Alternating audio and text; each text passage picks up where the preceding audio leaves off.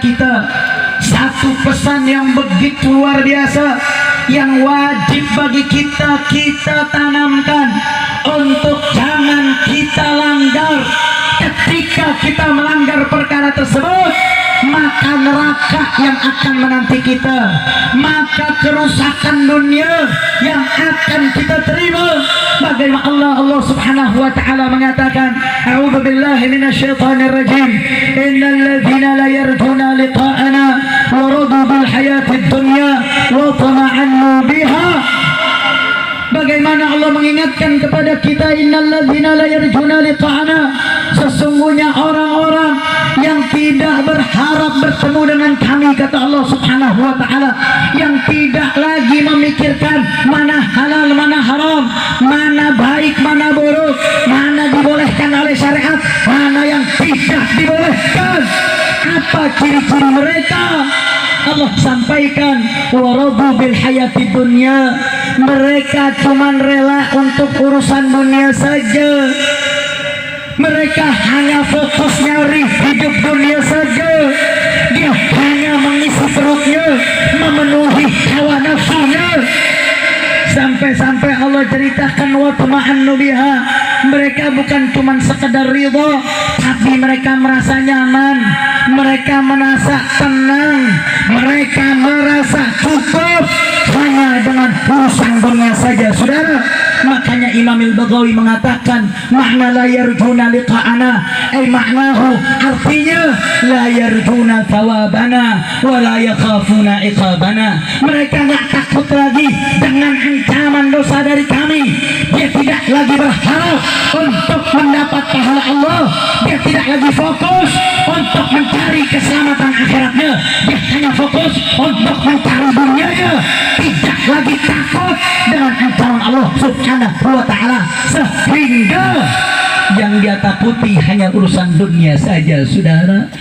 Saya mau tanya, orang yang kayak begini di zaman sekarang ada apa banyak? Banyak. Jawab yang kompak, ada apa banyak?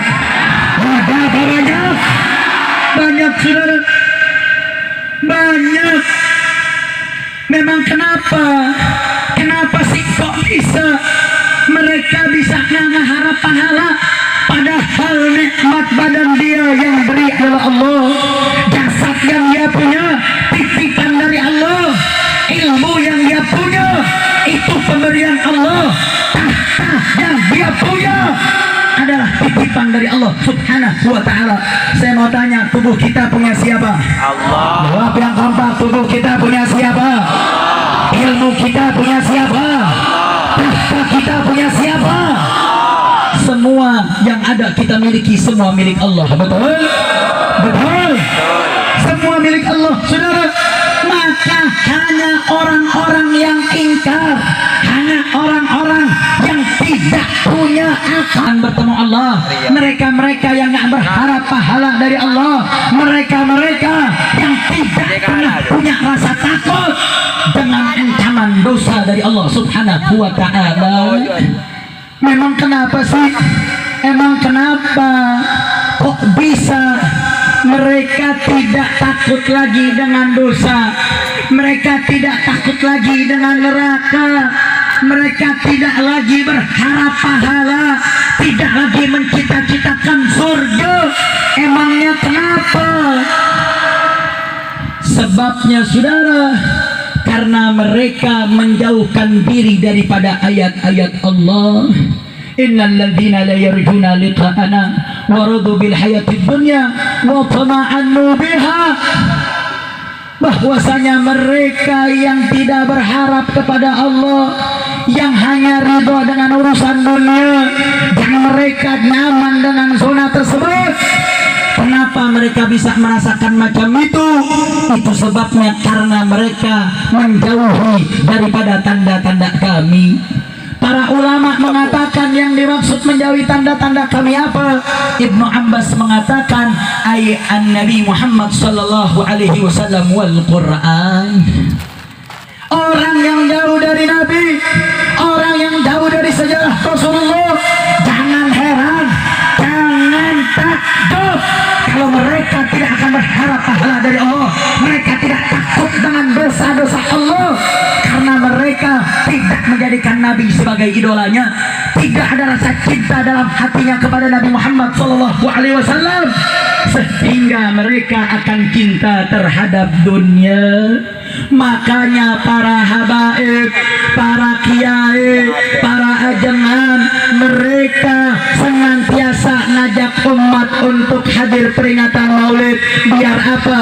Biar kita gak cinta dunia, biar kita mencari pahala, biar kita takut dengan dosa, agar kita berharap bertemu dengan Allah untuk mendapatkan nikmat yang agung, melihat Allah Subhanahu wa Ta'ala. Berarti saya mau tanya, peringatan Maulid bagus atau tidak? Bagus atau tidak? Siap dukung peringatan Maulid? Siap jaga peringatan Maulid? Takbir! Allahu Akbar. Tapi di Jakarta, di Jawa Barat, kalau ada yang peringatan Maulid sering dibubarin. Saya mau tanya, yang bubarin peringatan Maulid ngawur atau enggak? Ngawur atau tidak? Ngawur atau tidak? Apalagi kalau yang ceramah Habib Bahar bin Smith. Panitia ditekan, panitia diancam, panitia diintimidasi, panitia ditakut-takuti, saudara. Diancam mau dipenjara, diancam, bahkan sampai diintimidasi. Emang yang disampaikan Habib Bahar apa? Beliau mengajak cinta sama Nabi, kira-kira bagus atau tidak? Ngajak cinta sama Allah bagus atau tidak? Ngajak melawan kezaliman bagus atau tidak? Ngajak menegakkan keadilan bagus atau tidak? Berarti yang diceramahi Habib Bahar bagus atau tidak? Baik atau tidak?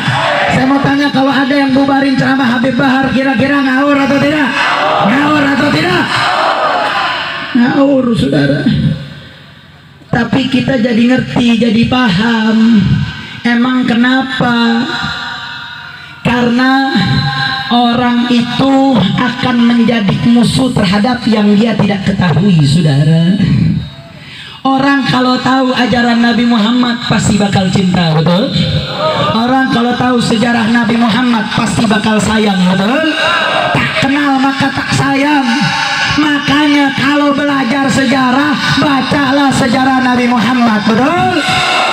Di Jakarta ada jalan mau dijadikan nama Kemal Ataturk. Lu tahu nggak Kemal Ataturk? Tahu apa kagak? Kenalan di mana lu? Kemal Ataturk ini orang yang benci Arab. Kemal Ataturk ini orang yang benci Islam. Kemal Ataturk ini orang yang zalim, orang yang benci syariat. Mau dijadiin nama jalan, geblak. Lo mau HP-nya yang diambil, zalimnya lo mau ambil, cinta Arabnya yang lo mau ambil. Di zaman Kemal Ataturk itu ada seorang ulama besar bernama Badi'uzzaman An-Nursi, seorang alim besar, seorang mujahid fisabilillah yang tegas melawan pemimpin yang zalim. Beliau berkali-kali dipenjara karena melawan pemimpin yang zalim. Kalau mau kasih nama jalan, karena hubungan diplomatik dengan Turki, pakai nama Badi'uzzaman An-Nursi, betul? Ini Kemal Ataturk. Itu Kemal Ataturk tubuhnya nggak diterima di bumi, saudara. Dia digali, tanahnya dikubur. Bumi tolak dia. Bumi tidak menerima orang yang benci Arab, orang yang benci syariat, orang yang benci ajaran Islam. Dia digali, muncul lagi, saudara. Digali lagi, muncul lagi. Sampai akhirnya mereka bingung, mereka makamin di atas. Yang lebih serem lagi, jasadnya wow. Kalau bau dikit, nih wow. Sampai nih hari, saudara, siapa yang kunjungan jangan nyebut ziarah. Ini ada pimpinan negeri, tahu negeri mana? Datang kunjungan, bawa karangan bunga, baca doa, dipikir doain bakal kelelep kali itu bayar, tambah bau. Datang ke sono boleh ambil pelajaran, jangan benci sama Arab, betul? Kenapa? Karena Arab itu bangsa yang dimana bangsa tersebut itu dibangkitkannya, itu diutusnya Nabi Muhammad SAW, betul? Saya mau tanya, Nabi Muhammad orang apa? Jawab yang kompak, Nabi Muhammad orang apa? Orang apa? Maka kita harus cinta Arab gara-gara Nabi Muhammad. Nah, saudara, saya mau cerita, boleh nggak cerita? Boleh atau tidak? Udah jam 12, jam 12, jam 11 nih. Hujan, dingin, kebulinya dingin. Lanjut, betul. Siap lanjut, siap sampai pagi, betul. Lu sampai pagi gue tidur. Capek nih dari Bogor. Tanya Habib Rahman nih. Habis ngawal Habib Rahman nih di Bandung. Tapi insya Allah masih semangat, betul? Betul. Dalam kitab Al-Qirtas Tarjamatil Habib Umar bin Abdurrahman Al-Attas ada seorang syarif, seorang dzurriyyah Nabi, saudara. Ini dzurriyyah Nabi tiap tahun dikasih pemberian, dikasih upah setiap tahun sama seorang menteri. Kalau dirupiahkan kira-kira hampir 80 sampai 100 juta, saudara. Tiap tahun dia kasih. Dia kumpulkan para habaib, para syaraif yang ada di wilayah tersebut. Dia sumbang 100 juta, saudara. Tiap tahun. Singkat cerita, satu malam sang wazir lagi keliling di wilayah kotanya. Dia ketemu sama seorang syarif ini dalam keadaan mabuk, saudara. Bergeletak di tengah jalan. Ini wazir marah, dia murka, dia pikir, oh duit saya yang saya kasih kau buat mabuk, dia buat maksiat, dia buat munkarat. Dia tinggal. Beberapa bulan setelah itu pembagian jatah rutin tahunan, saudara.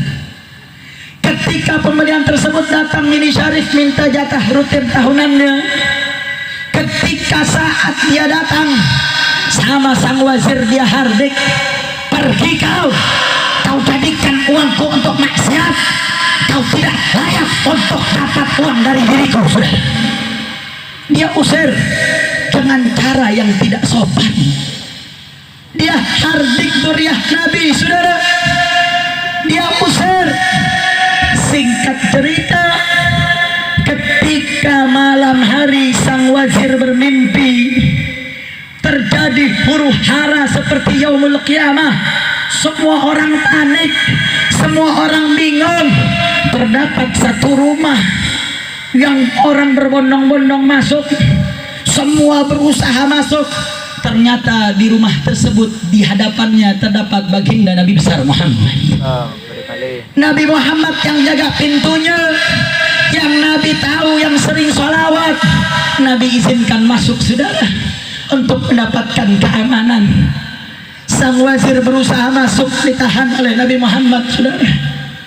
Wazir ini nanya, ya Rasulullah, apakah ini tanggapanmu? Aku banyak bersholawat, aku banyak bantu kau punya keturunan. Apakah ini balasanmu ya Rasulullah? Apa jawab Nabi, saudara? Nabi katakan, apa yang kau lakukan kepada cucuku? Apa yang kau perbuat terhadap darah dagingku? Dia jawab, ya Rasulullah, aku begini biar dia nggak maksiat, biar dia nggak buat dosa, buat dia tidak buat mungkarat, makanya saya tidak beri lagi duit. Apa jawab Nabi, saudara? Kau bantu dia karena dirinya atau karena diriku, kata Nabi Muhammad. Kau bantu dia karena siapa?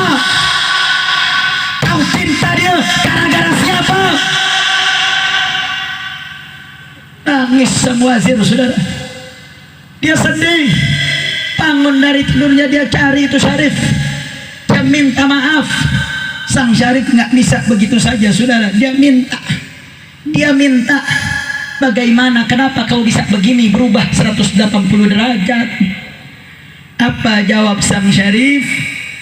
Sang Syarif mengatakan, aku akan menerima kau punya sumbangan ketika kau ceritakan sebab kenapa kau begini. Sang wazir menolak untuk cerita, sampai akhirnya sang wazir bercerita. Nangis si Syarif tersebut, saudara. Dia tobat, dia mohon ampun kepada Allah. Maka dari sini kita lihat, saudara, kita cinta bangsa Arab gara-gara Nabi Muhammad. Kita cinta zuriyah Nabi gara-gara Nabi Muhammad. Kenapa? Karena Nabi memperhatikan kita, saudara. Nabi tahu tingkah laku kita. Nabi tahu apa yang kita kerjakan, baik si Syarif yang zuriyah Nabinya maupun kita sebagai pencintanya. Kalau kita diam ketika zuriyah Nabinya sedang dizalimi, Nabi marah, Nabi murka, apa yang mau kita jawab di hadapan Rasulullah, saudara? Nabi marah, Nabi murka, padahal tuh Syarif mabok, dia minum minuman keras, dia sedang berlaku mungkar. Nabi marah. Bagaimana kalau beliau Habib Muhammad Rizik bin Husain Syihab, Habib Bahar bin Sabit, beliau membela Allah, mereka berdua membela Rasulullah, sedang dizalimi. Kenapa kau diam? Kenapa kau tidak berjuang? Apa yang mau kita jawab, saudara? Apa yang mau kita bilang di hadapan Nabi? Apa Nabi nggak tahu, saudara? Apa Nabi nggak lihat kita? Nabi mau meninggal mikirin ummati, ummati, ummati. Tapi di mana kita? Apakah di benak kita cuman yang kita pikirin perut?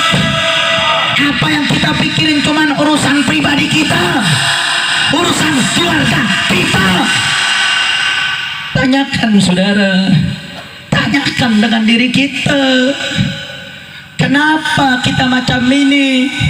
Ayat tadi kasih informasi kepada kita, saudara, karena kita jauh dari Nabi Muhammad, kita jauh dari sejarah Nabi Muhammad, kita jauh daripada ajaran baginda Nabi besar Muhammad Sallallahu Alaihi Wasallam. Maka saya mau tanya, siap cinta zuriyah Nabi? Siap jaga zuriyah Nabi? Siap bela zuriyah Nabi? Takbir! Saya mau tanya, kalau ada yang ganggu zuriyah Nabi, biarkan atau lawan? Biarkan atau lawan? Kalau ada yang mau zalimi Habib Rizik, biarkan atau lawan? Ada yang mau zalimi Habib Bahar, biarkan atau lawan? Saya mau tanya sekarang, Habib Rizik, Habib Bahar di penjara, itu zalim atau tidak? Zalim atau tidak? Zalim atau tidak? You lawan. Lawan, saudara. Saudara, kita ini seberat-beratnya urusan dunia paling diancam masuk penjara, betul? Betul? Betul? Kalau dia orang nakut-nakutin kita dengan penjara, kita takutin balik.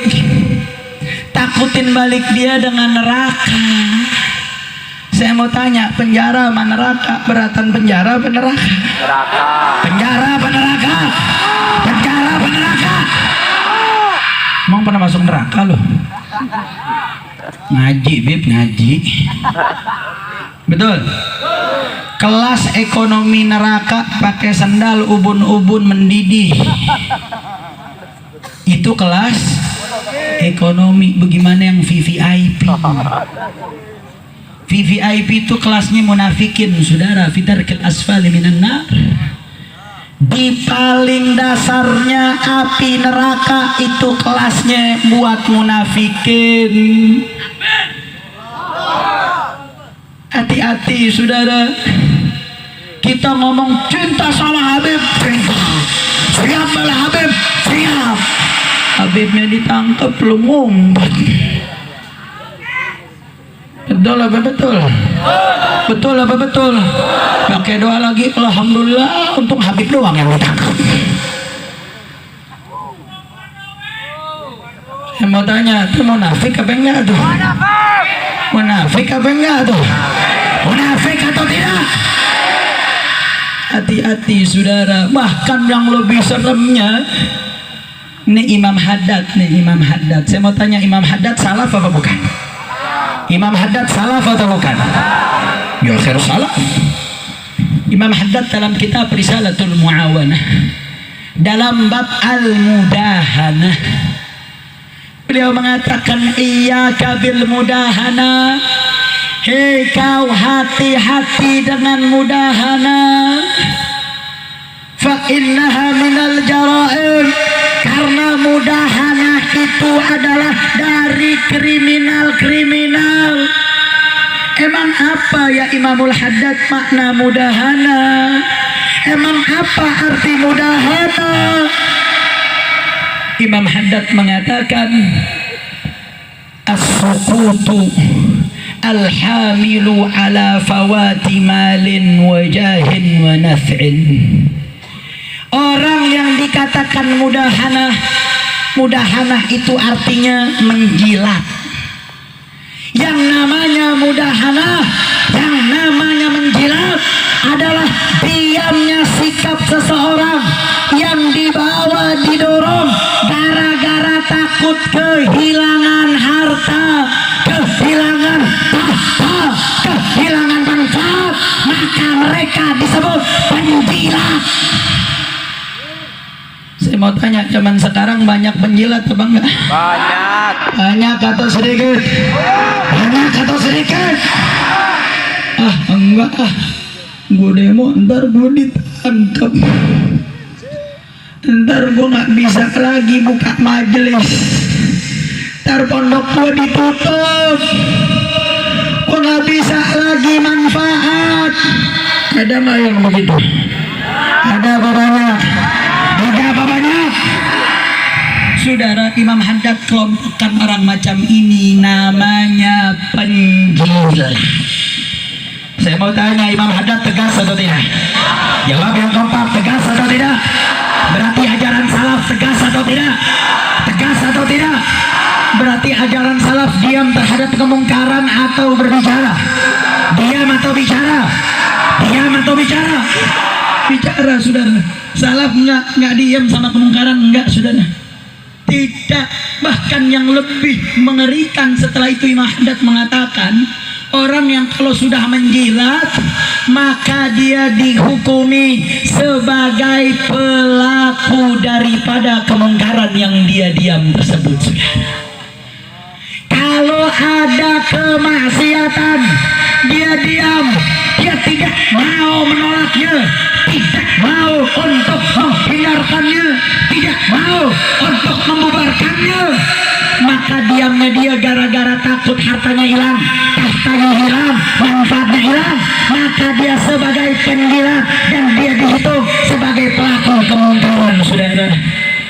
Kalau ada di tetangga kita ada tempat pelacuran, ada tempat minuman keras, ada tempat-tempat maksiat, dia gara-gara takut, saudara, maka dia dihitung penjilat dan dihitung sebagai pelaku kemaksiatan. Saya mau tanya, ngeri apa enggak? Ngeri atau tidak? Serem, saudara.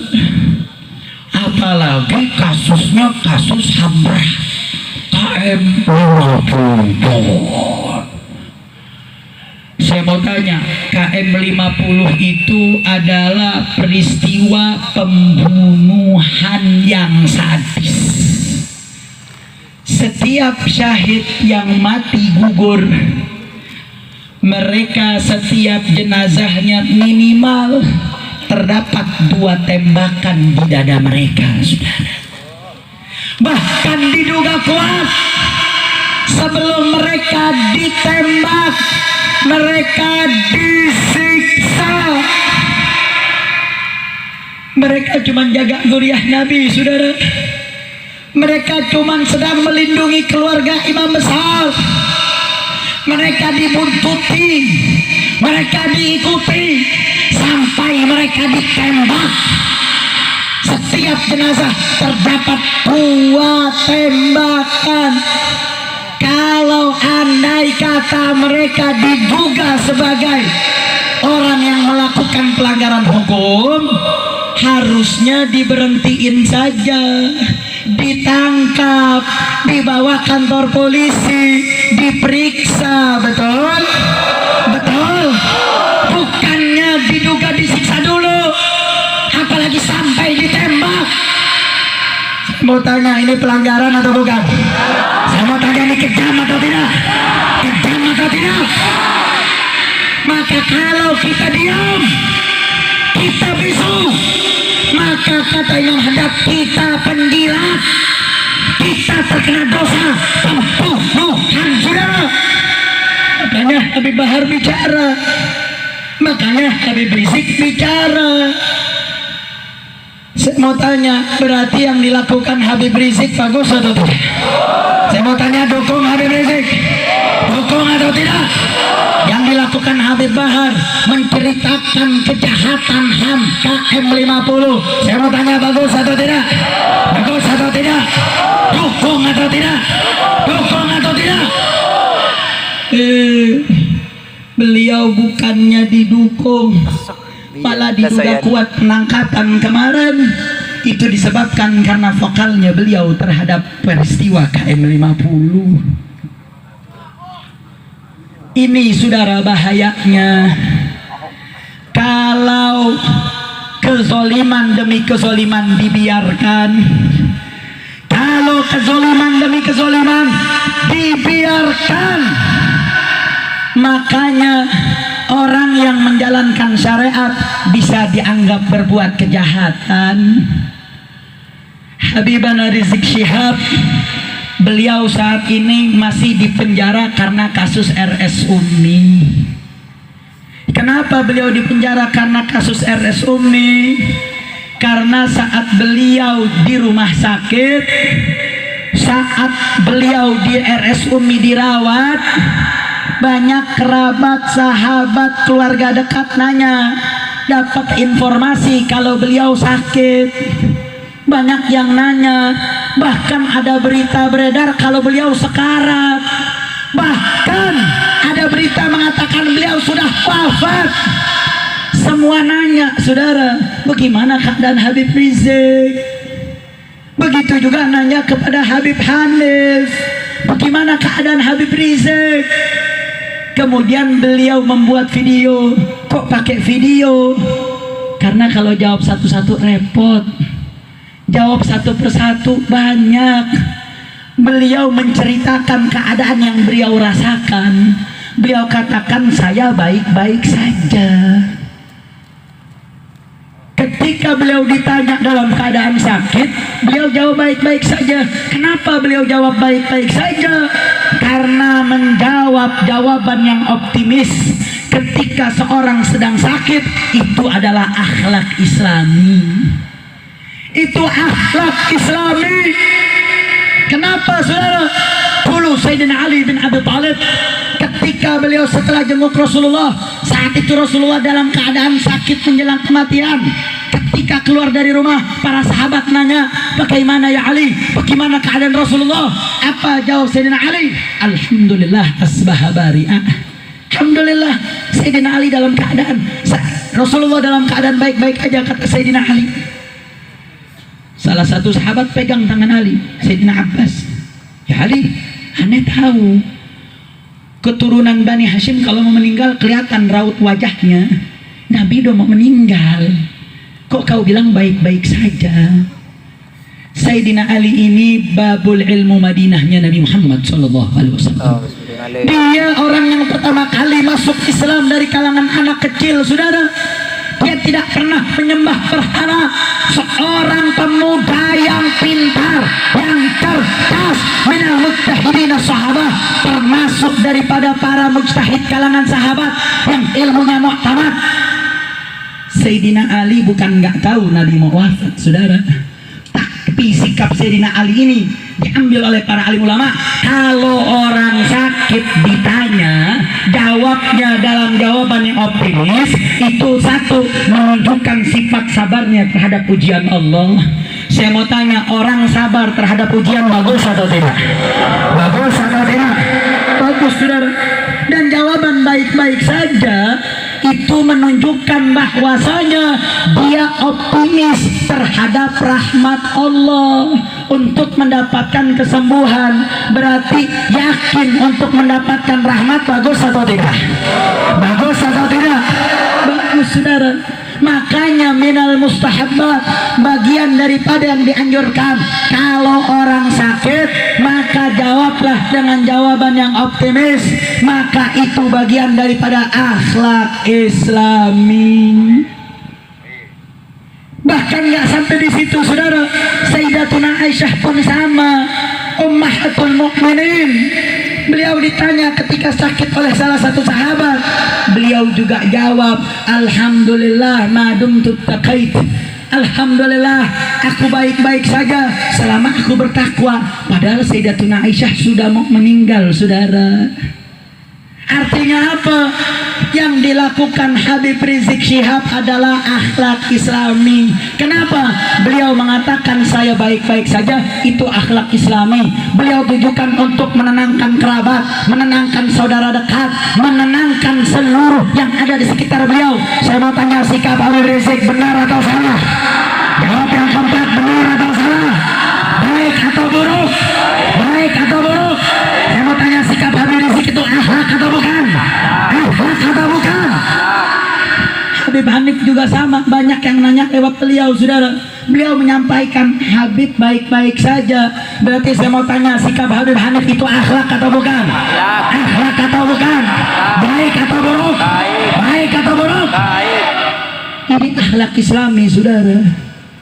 Dituntut 6 tahun, divonis 4 tahun. Saya mau tanya, ngawur atau tidak? Ngawur atau tidak? Makanya Habibana Muhammad Rizik Syihab mengajukan banding ketika divonis di pengadilan negeri. Beliau divonis 4 tahun, beliau banding ke pengadilan tinggi, saudara. Kenapa beliau banding? Kenapa beliau banding? Karena beliau mau menunjukkan, jangan sekali-kali akhlak Islami dikatakan kriminal, dikatakan kejahatan, karena itu penghinaan terhadap syariat. Betul? Sekarang akhlak yang dikriminalisasi, bisa-bisa besok syariat dikriminalisasi, saudara. Bisa-bisa besok akidah kita dikriminalisasi. Makanya beliau tuntut, beliau ajukan banding. Ketika di pengadilan tinggi, beliau tetap vonis 4 tahun. Beliau naik ke Mahkamah Agung, saudara, dikurangi 2 tahun. Saya mau tanya, Habib Rizik mengatakan baik-baik saja menjalankan akhlak Islami, dituntut 2 tahun. Saya mau tanya, masyarakat Madura rela atau tidak? Saya mau tanya, Habib Rizik divonis 2 tahun layak atau tidak? Warga Madura rela atau tidak? Rela atau tidak? Pantas atau tidak? Jangankan 2 tahun, semenit nggak pantas, saudara. Orang lagi ngejalanin akhlak Islami kok dikriminalisasi. Orang sedang menjalankan akhlak Islam justru dikatakan melakukan kejahatan, saudara. Saya mau tanya, yang begini ngawur atau tidak? Ngawur atau tidak? Biarkan atau lawan? Biarkan atau lawan? Saat ini para pengacara imam besar sedang mengajukan judicial review, saudara. Sedang mengajukan judicial review agar undang-undang ini, undang-undang yang mengatakan ujaran yang dikategorikan sebagai ucapan kebohongan yang menyebabkan keonaran, itu maksimal bisa dituntut 10 tahun. Jadi ucapan baik-baik Habib Rizik itu dianggap kebohongan. Habib Rizik yang menjalankan akhlak Islami dianggap kebohongan. Saya mau tanya, kurang ajar atau tidak? Kurang ajar atau tidak? Orang jalanin akhlak Islami dikatakan melakukan kebohongan, kurang ajar. Ini akhlak Islami, saudara. Ini akhlak Islami. dia katakan ini kejahatan. Yang lebih lucunya lagi apa saudara? Ujaran kebohongan yang menyebabkan keonaran. Anda tahu fakta persidangan yang dianggap keonaran itu apa? Keonaran di media sosial. Karena terjadi pro dan kontra, ucapan Habib Rizik menyebabkan keonaran. Saya mau tanya, ngawur apa enggak? Ngawur atau tidak? Ngawur atau tidak? Ini dikritik keras saudara sama para penasihat hukum saudara. Makanya undang-undang ini harus dicabut. Sekarang para pengacara sedang menyusun daripada dalil-dalil hukum untuk menuntut undang-undang ini ke judicial review. Karena undang-undang tahun 46 ini perlu digunakan untuk menjerat para penjajah yang mereka datang masuk kampung ke kampung meneriak-neriakan para orang-orang yang sudah dipegang oleh para penjajah, yang menceritakan bahwa penjajah datang, penjajah mendatangi daripada desa-desa, sehingga warga merasa ucapan-ucapan tersebut membuat keonaran, masyarakat resah, sehingga pemerintah saat itu membuat perundang-undangan untuk menjerat ini untuk penjajah. Itu undang-undang gak pernah dipakai saudara. Dari rezim Soekarno sampai terakhir SBY gak pernah dipakai. Baru di rezim ini saudara, baru di rezim ini dipakai. Baru di rezim ini dipakai. Ini undang-undang berbahaya saudara. Makanya saat ini para pengacara sedang menyusun daripada dalil-dalil hujah hukum untuk menuntut undang-undang ini agar dicabut. Saya mau tanya, kira-kira siap dukung atau tidak? Siap kawal atau tidak? Siap dukung atau tidak? Takbir! Takbir! Sallu ala Nabi! Sallu alaihi! Makanya saudara, betul kenapa Habib Bahar bin Smith mengingatkan kepada kita setelah beliau ditetapkan sebagai status tersangka. Beliau menitipkan pesan kepada kita semua untuk tetap lanjutkan perjuangan. Kalau satu Habib Bahar ditahan, maka harus bangkit satu kita Habib Bahar untuk melanjutkan api perjuangan. Kira-kira siap atau tidak? Siap atau tidak? Siap lanjutkan perjuangan? Siap bela Allah? Siap bela Rasulullah? Siap bela ulama? Siap di bawah komando Imam Besar? Siap melanjutkan perjuangan Habib Bahar? Takbir! Allahu Akbar! Allahu Akbar! Allahu Akbar! Umat Madura siap bersatu, siap bersatu, siap tumpahkan darah, siap bela Allah. Takbir! Allahu Akbar! Saudara, jangan pernah mundur. KM 50 ini ngajarin kepada kita. KM 50 ini darsun azim, pelajaran besar, pelajaran tinggi soal kesetiaan. KM 50 ini mengajarkan kita makna cinta. KM 50 mengajarkan kita terhadap bentuk pembuktian rasa cinta. Mereka 6 pemuda pemberani, mereka tinggalkan zona nyaman mereka saudara. Mereka tidak menginginkan zona nyaman. Mereka, sebagian di antara mereka udah ada yang sebar undangan mau nikah saudara. Di antara mereka ada yang bentar lagi skripsi, dia kuliah 8 semester, sudah di ujung perjuangan pendidikannya, dia tinggalkan. Dia selalu minta doa sama abah umiknya, redoin kami pengen jaga zuriyah Nabi, doain saya biar mati syahid. Mereka senantiasa doa buat mati syahid saudara. Bahkan salah satu daripada syahid Faiz Ahmad Syukur, memang para syuhada itu orang-orang pilihan saudara. Mereka itu orang-orang pilihan, bukan sembarangan orang. Bahkan Faiz Ahmad Syukur ini dia punya channel YouTube. Channel YouTube-nya dia namakan Insyama. Apa maksud Insyama? Insya Allah mati syahid. Menariknya video yang dia upload baru 6 video. Seakan-akan bisyarah kalau akan ada yang mati syahid 6 orang, saudara. Ibunya dimimpikan 1 bulan sebelum wafatnya diajak jalan-jalan ke sorga, taman seperti taman sorga oleh Habib Rizik Syihab. Ibunya heran, apa maksud daripada mimpi itu? Sang suami yang merupakan laskar bilang, itu mungkin bisyarah ridho Allah kalau saya berjuang di front pembela Islam saat itu, saudara. Ternyata 1 bulan setelah itu anaknya mati syahid.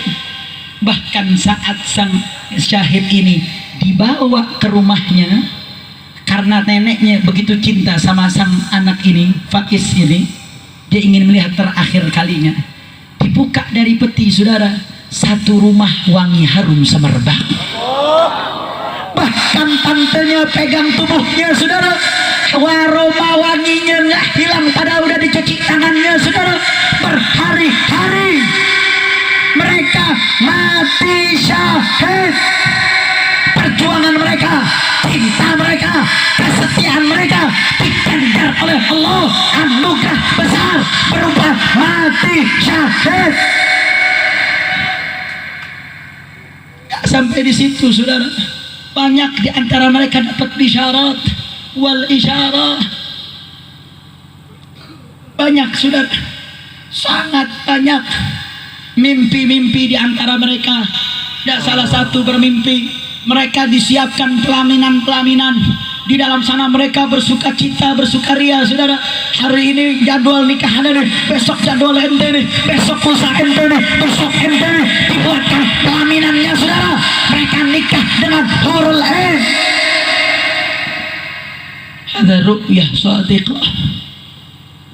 Bahkan sampai Suci Qaddafi bisa dakwah, saudara. Salah satu kawannya, anak kampusnya nggak demen sholatnya jarang-jarang. Didatengin sama Suci Qaddafi, didawain, lu sholat, lu jangan nggak sholat. Dalam mimpi dikasih sarung, dikasih baju takwa, saudara. Dia bisa dakwah. Kakaknya Suci Qaddafi tiap malam nangis kalau ingin Suci Qaddafi, sudah.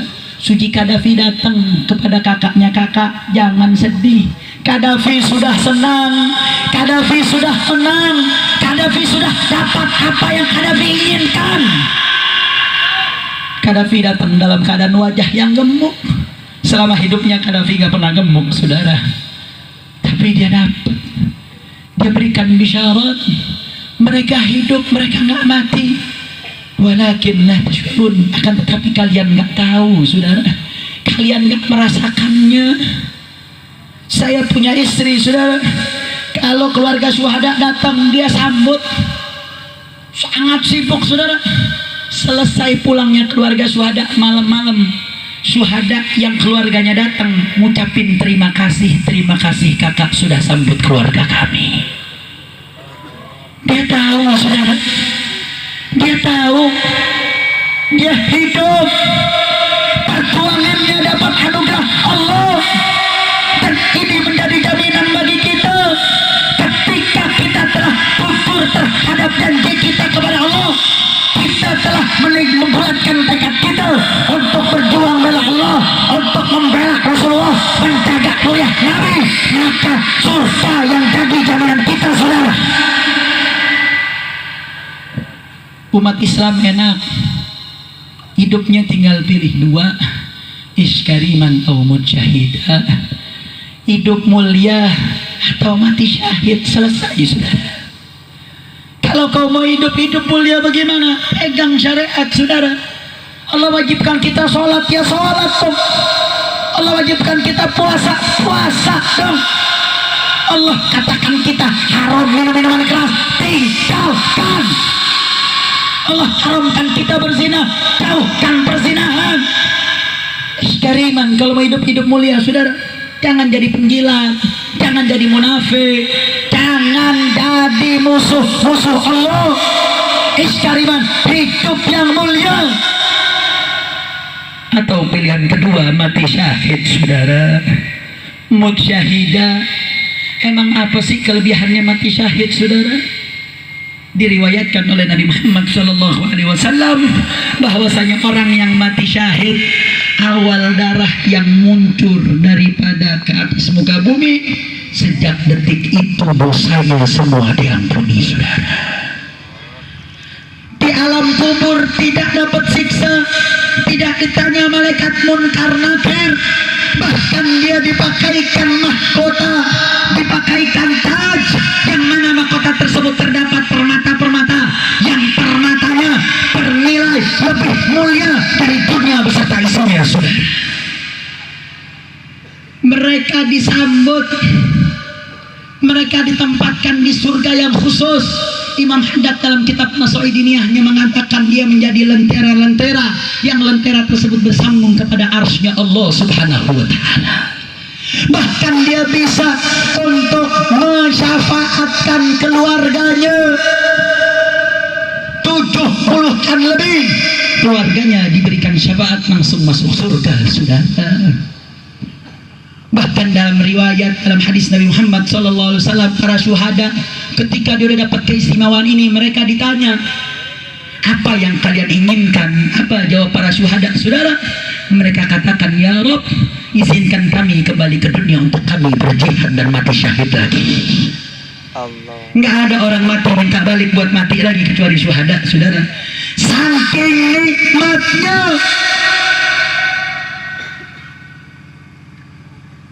Makanya Imam Al-Bajuri dalam syarah Jawharatul Tauhid mengatakan, mereka yataladzadzuna bil jannah qabla yadkhuluha.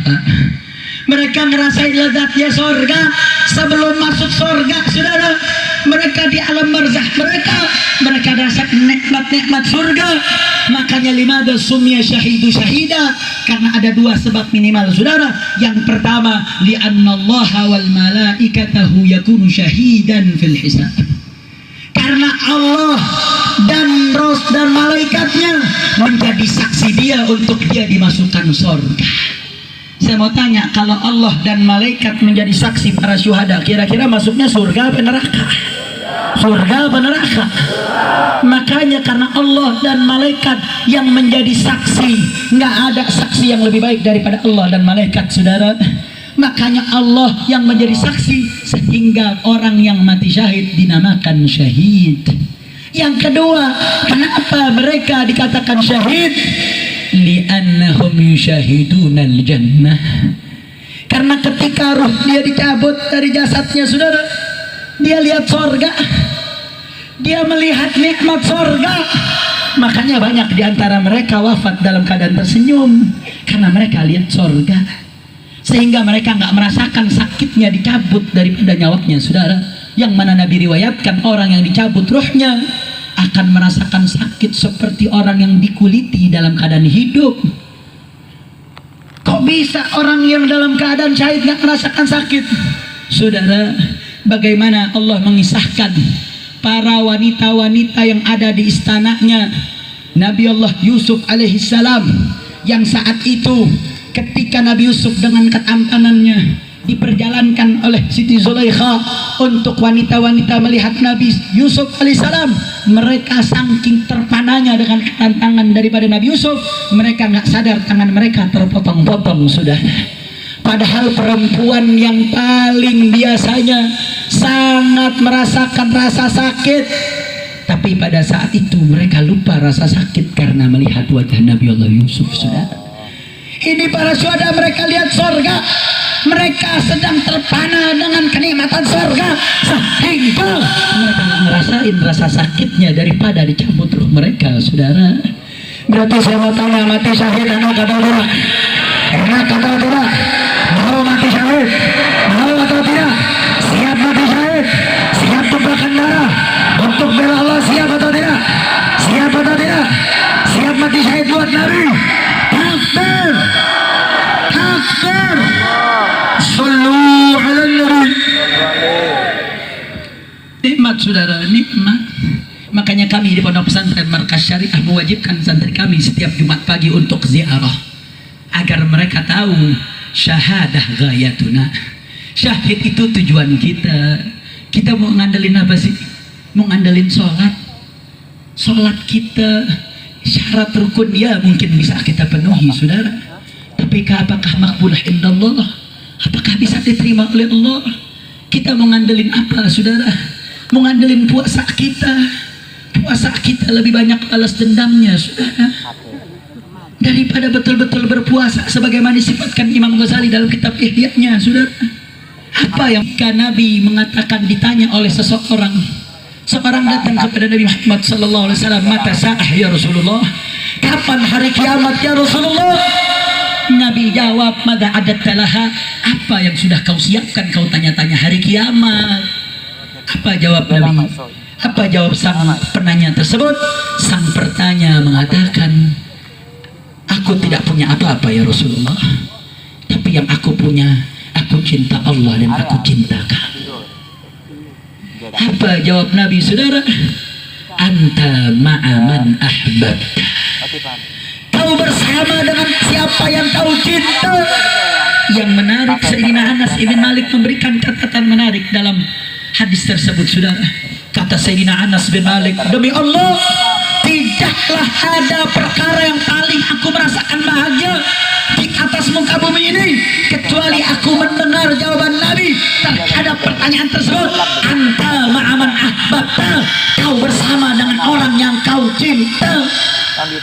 Sayyidina Anas mengatakan apa saudara? Saya senang sukacita saudara dengan jawaban Nabi macam itu, sehingga beliau mengatakan, maka aku bersaksi, aku cinta kepada Allah, aku cinta kepada Rasulullah, aku cinta kepada Sayyidina Abu Bakar, aku cinta kepada Sayyidina Umar, dan aku berharap dengan cintaku ini aku bisa bersama mereka. Ini Sayyidina Anas, satu atap sama Nabi, hidup sama Nabi, perang dengan